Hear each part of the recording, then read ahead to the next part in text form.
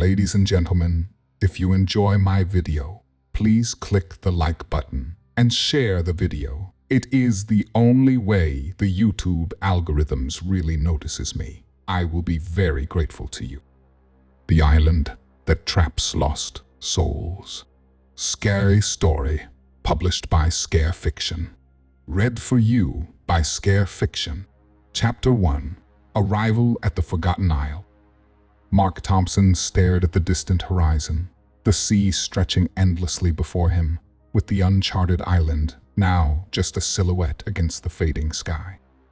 He adjusted the worn strap of his duffel bag, fingers brushing the picture of his late brother tucked into his pocket.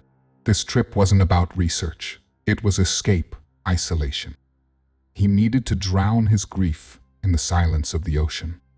Yet, as the island grew larger, the weight in his chest only deepened.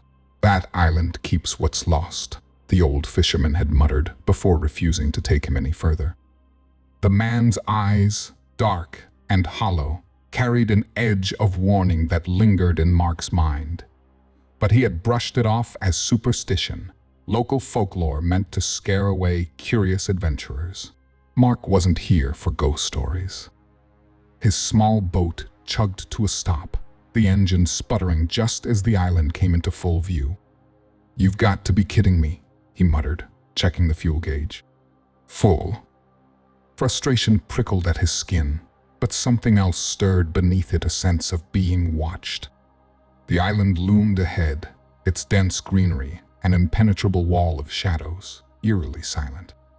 No sounds of birds, no waves crashing against the shore, just stillness, unnatural in its intensity. Mark rode the remaining distance, muscles tense with each pull. The moment his boat scraped the sand, that quiet settled over him like a suffocating blanket. He dragged his gear onto the shore, setting up camp quickly as the last sliver of daylight bled into darkness. The stillness became more pronounced, the air thick, almost pressing down on him. His compass, a reliable tool on every expedition, spun erratically, the needle refusing to settle. Mark frowned, glancing around. The island seemed wrong. The feeling of being watched gnawed at him again. A rustle behind him, a quick turn, but there was nothing there. Only the trees, their long shadows stretching toward him like skeletal hands in the dim light of his campfire. He tried to shake the unease, telling himself it was just exhaustion, but the silence was alive, like the island itself was listening, waiting. Mark stood by the shore, staring into the dark ocean, wondering if he had already gone too far to turn back. Chapter 2. The Whispering Shores.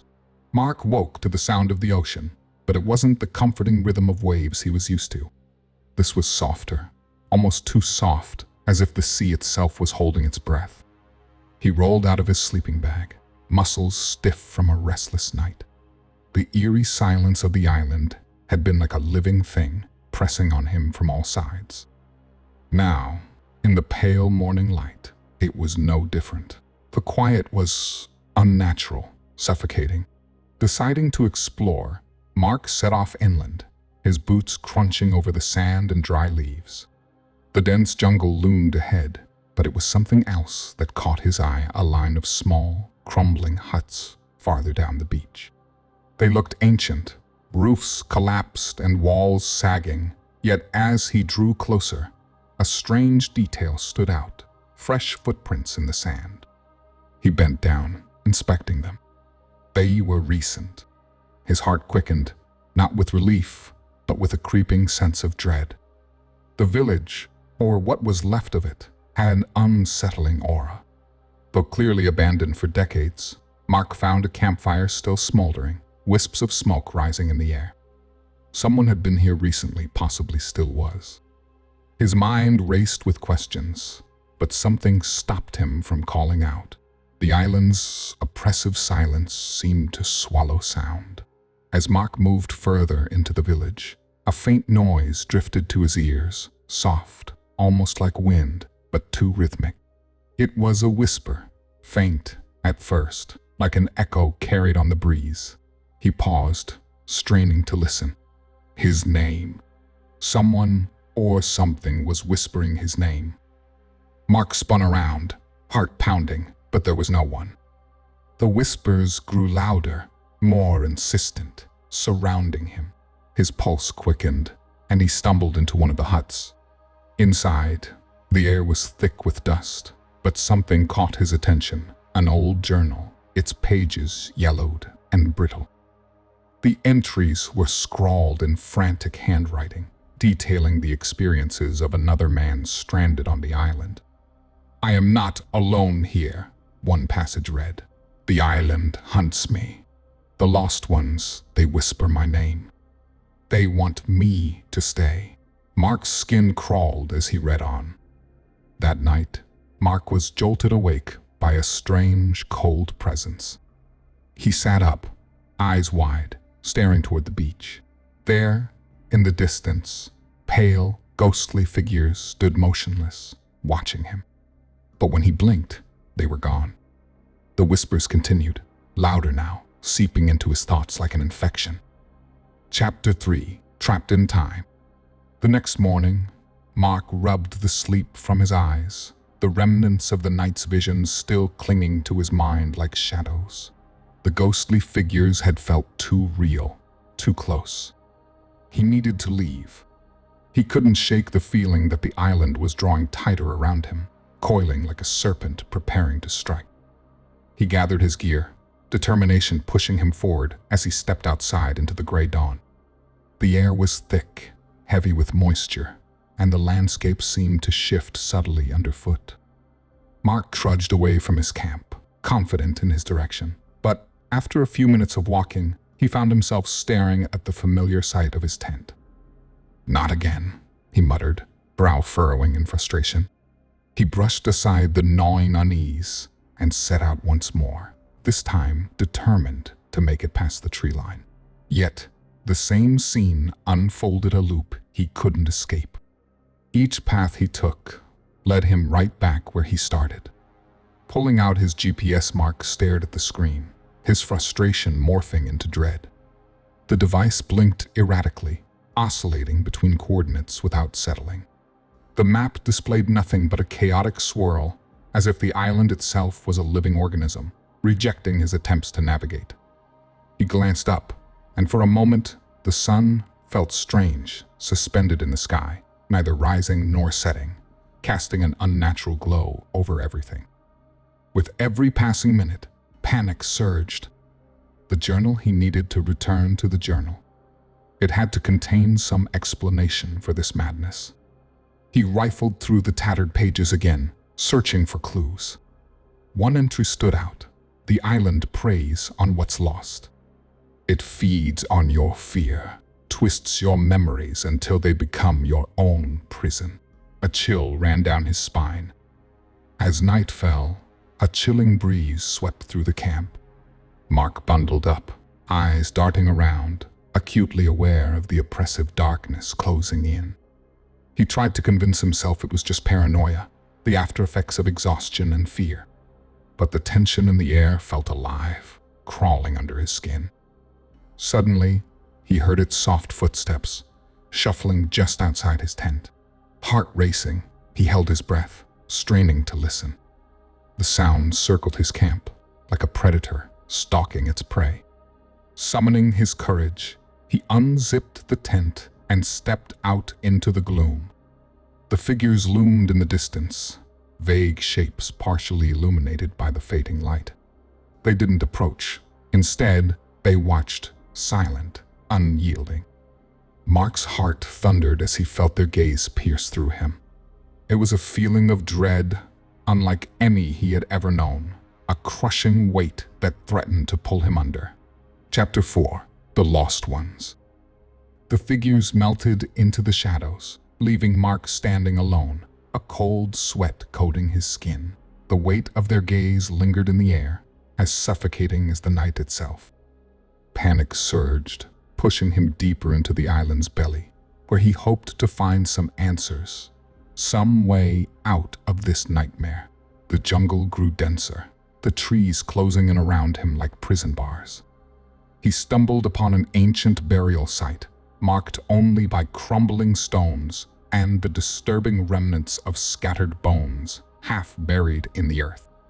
The air here felt heavy, saturated with sorrow that seeped into his bones.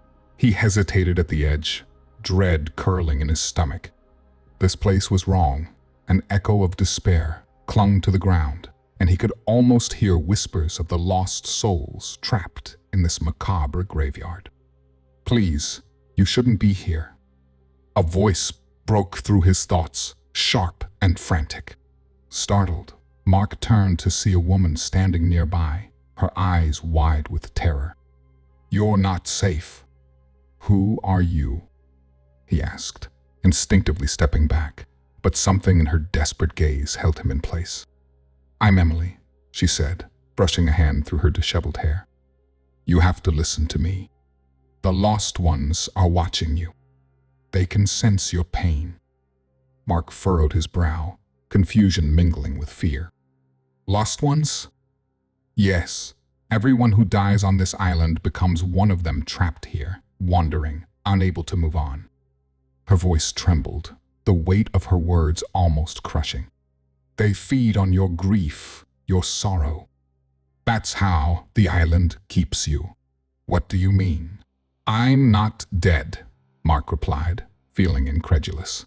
"But you are lost," Emily insisted, her eyes locking onto his, pleading for him to understand. "Not just physically, emotionally, spiritually. The island preys on that. It's a trap, and it knows what haunts you." A chill ran down Mark's spine as he thought of his brother, the haunting memories, the guilt that clung to him like a shadow. "What do I do?" he asked, voice barely above a whisper. "Run. Leave before it's too late." Emily's eyes darted around as if she could see the lost ones lurking just beyond the trees. As night fell, Mark settled uneasily in his tent, the darkness wrapping around him like a shroud. Sleep claimed him quickly, but what awaited was far worse. Vivid nightmares invaded his mind, scenes of his brother flashing before him, moments of laughter twisted into sorrowful cries. He felt the presence of loss surrounding him, pressing down until he couldn't breathe, trapped in the very cycle Emily had warned him about. Each heartbeat echoed with despair, each cry for help swallowed by the darkness, leaving him utterly alone. Chapter 5. The Island's Hunger. The following day, Mark found Emily sitting by the remains of the ancient burial site, her fingers tracing the carvings on a weathered stone. He approached cautiously, the weight of her words from the night before heavy in his mind. They had formed an uneasy alliance, both united by their desperation. But he couldn't shake the feeling that this island was weaving a web around them tighter, more suffocating. "I've been here for years," Emily said, her voice trembling as she spoke. "Every time I think I've found a way out, the island brings me back. It's like it knows what I want and uses it against me." Mark nodded, feeling the truth of her words resonating within him.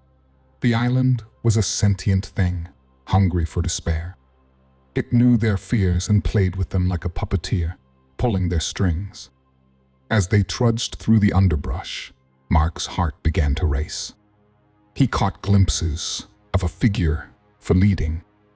At the shoreline, a silhouette waved, but when he approached, it vanished, leaving only rippling water. It wasn't just his imagination. He could feel it, the ghost of his lost sibling lingering just out of reach. "Mark?" Emily's voice broke through his reverie. "Are you okay?" "Yeah." I just thought he hesitated, unsure if he should mention the visions. "I keep seeing someone." "The island does that," she replied, a haunted look in her eyes. "It'll play mind games with you, using your grief. It's trying to draw you in, to make you doubt what's real." But Mark felt the pull, a longing that twisted inside him. The voices of his brother echoed around him, soft whispers in the rustling leaves, tugging at his heart. I miss you, they seemed to say, drawing him deeper into emotional torment. The desire to see his loved one again wrestled with the need to escape this hellish place. You can't trust what you see, Emily urged, her voice rising with urgency. It's all an illusion. This island feeds on our pain. It's its way of keeping us here. As the sun dipped lower, the shadows deepened, and Mark's mind began to unravel. Was Emily real, or was she just another figment, another tool of the island designed to keep him ensnared? He studied her, searching for signs of deception, but found only desperation reflected back at him. In the fading light, Mark felt the island shift again, closing in around them. His heart raced as he realized how close he was to losing himself, entirely caught in a web of grief and despair, teetering on the edge of reality and madness. The island's hunger was insatiable, and he could almost hear its whispers, promising reunions that would never come. Chapter 6: Descent in Madness. The air grew thick with tension as dusk settled over the island, its once beautiful landscapes now twisted into nightmarish shapes.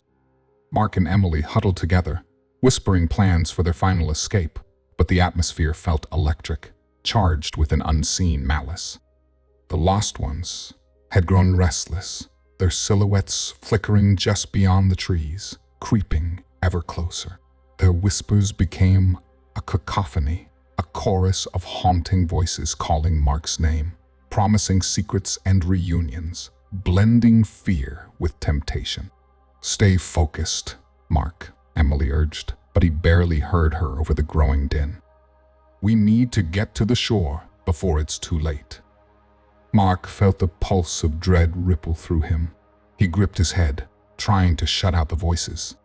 His vision blurred, and in the haze, he saw her, the figure of his lost sibling, standing just ahead, the outline shimmering like a mirage. Mark, they called, voice sweet and beckoning. I'm still here. Come find me. He staggered toward the apparition, heart racing. Emily's frantic shouts faded into the background as he became fixated on that familiar form, the promise of reunion luring him deeper into the wild, away from the shore and into the heart of the island. Mark, Emily's voice pierced through his fog, pulling him back just enough to question what was happening. Was it real? He turned, eyes wide, but she seemed to falter, shadows flickering across her face, twisting her features. Could she be one of them? The thought pierced his heart with icy clarity. What if she was just another lost one, a lure meant to ensnare him? Stop. We can't trust anyone here, he shouted, the panic rising like bile in his throat. You're one of them. What are you talking about? Emily stepped back, hurt flashing in her eyes. I'm trying to help you. We have to go. But Mark felt the shadows coiling around him, whispering his doubts. The air thickened, suffocating as the island's spirits began to converge, their disembodied murmurs growing louder, surrounding him like a funeral shroud. Join us, Mark, they hissed, voices slithering through the darkness. Your loved one awaits. No, Mark screamed, the noise echoing off the trees as he fell to his knees. The vision of his sibling, so close yet so impossibly far, reached out with ghostly hands. Come home, they pleaded, voice imbued with sorrow. The despair seeped into his bones, threatening to swallow him whole. He was losing himself to the island, the boundaries of reality blurring under the relentless pressure. I can't stay here, he gasped, struggling to pull himself up, but the shadows encircled him, tangible and suffocating. As night fell, the island twisted into chaos. Mark's grip on reality slipped, leaving him teetering on the edge, trapped in a cycle of madness and despair. The whispering lost ones closed in, and he realized with a chilling certainty the island had no intention of letting him escape. Chapter 7: Facing the Past. The world twisted around Mark, and suddenly he was alone. Emily's cries faded into the distance, swallowed by the oppressive weight of the island. He stumbled through the dense foliage, panic clawing at his chest. Shadows lurked at the edges of his vision, their whispers a constant reminder of his vulnerability. The air thickened, laden with an ominous energy that made every breath feel like a struggle. Then it happened. The island shifted, warping reality into something familiar, yet grotesque. He found himself back in the moment of his worst nightmare, standing in a scene that felt too vivid to be real. The night his loved one had been taken from him, the scene played out like a sickening loop. He could see the familiar smile, hear the laughter that once filled their home. But it quickly darkened, shifting into a horrific reminder of loss. "Mark, help!" The vision cried out, a flicker of fear replacing the warmth in their eyes. Panic surged as he relived the desperation, the screams for help that had echoed in his mind for so long. He had failed them that night, and now the island forced him to witness the moment over and over, feeding on his torment. "No," he yelled, collapsing to his knees. "This isn't real." But deep down, he knew it was. The island was a malevolent entity, drawing sustenance from his unresolved pain, keeping him trapped in this hell. He understood now. It thrived on suffering, forcing its victims to relive their trauma until they were hollow shells of who they once were. In that moment of despair, clarity broke through the fog. He had to confront it, to face the truth he had been running from. "You're gone," he whispered, tears streaming down his face as the vision of his loved one shimmered before him. "You're gone, and I can't keep holding on to this pain." The lost ones encircled him, their mournful eyes reflecting his sorrow, waiting with bated breath. They were lost souls, forever trapped in their own grief, mirroring the very darkness he sought to escape. But he wouldn't be like them. Not anymore. "I'm sorry," he sobbed, words tumbling out in a rush. "I'm sorry. I couldn't save you. I need to let go." As he spoke those words, the vision of his loved one softened, their face imbued with a sense of peace. The whispers from the lost ones grew quieter, the oppressive weight lifting ever so slightly as Mark embraced the truth. This was the only way to break the cycle, to confront his grief and acknowledge the loss. With every ounce of strength, he rose to his feet, a flicker of determination igniting within him. The lost ones watched, a mix of hope and despair in their eyes, as he prepared to take the final step into freedom or be consumed by the very pain he had sought to escape. Chapter 8: Escape or Damnation. Mark stumbled through the underbrush, the chilling weight of the island still heavy on his chest. He had faced his grief, and the clarity it brought filled him with a flicker of hope. But exhaustion clawed at his limbs, and the specter of the lost ones loomed behind him, their whispers rising like a storm. He had to find Emily. He needed her, perhaps more than ever. The shoreline beckoned, a sliver of light amid the oppressive darkness. He pushed forward, feeling the island shift beneath his feet, the ground pulsing as if it were alive, trying to twist time and space around them. Trees bent unnaturally, shadows stretched like claws, and every step felt like a struggle against a tide of despair. But Mark's resolve hardened. He had faced his past. He couldn't falter now. "Emily," he shouted, his voice slicing through the cacophony of whispers. "We're almost there." Finally, he spotted her up ahead, standing at the edge of the beach. Her face turned away, lost in the crashing waves. Relief washed over him, propelling him faster. But as he neared, the atmosphere shifted, heavy with foreboding. The whispers crescendoed, morphing into a chorus of anguished cries. "Mark!" she called back, her voice breaking through the din, laced with urgency. "Hurry!" But just as he reached her, the ground trembled, a violent quake that reverberated through his bones. The world around him distorted, swirling like a whirlpool. In that dizzying moment, he realized the truth. She was standing too still, her form flickering, wavering like a mirage. "Emily," panic gripped him. "What's happening?" With a swift motion, the lost ones surged forward, their faces contorted in sorrow and rage. Mark felt their energy, a pull toward despair that he had barely escaped. In that instant, he understood she was one of them, a manifestation of his own fears, his fear of being alone, of losing her. "No," he shouted, reaching out as she began to dissolve into the mist. "Stay with me." But the island's power grew stronger, tendrils of darkness snaking around him, and the shore shimmered, teasing him with promises of freedom. "Mark," Emily's voice echoed, distorted, fading into the wind. "You have to let go."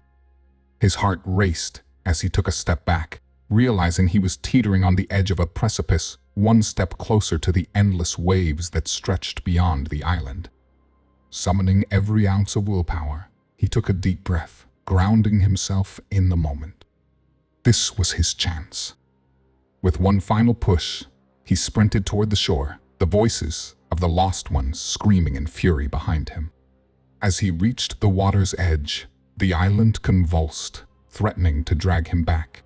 He lunged forward, feeling the cool waves crash against his feet, pulling him in.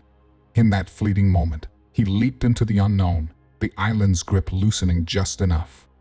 But as he soared through the air, time seemed to stretch, warping reality once more. And then, silence. Mark crashed into the waves, surfacing with a gasp, spluttering for air. He swam frantically, but when he turned to look back at the island, his heart sank. It loomed before him, shrouded in mist, as if mocking his escape. Had he truly broken free, or was he still trapped in the island's relentless cycle of despair? The question echoed in his mind, leaving him with a lingering sense of dread as he swam into the unknown, forever haunted by the shadows of his past.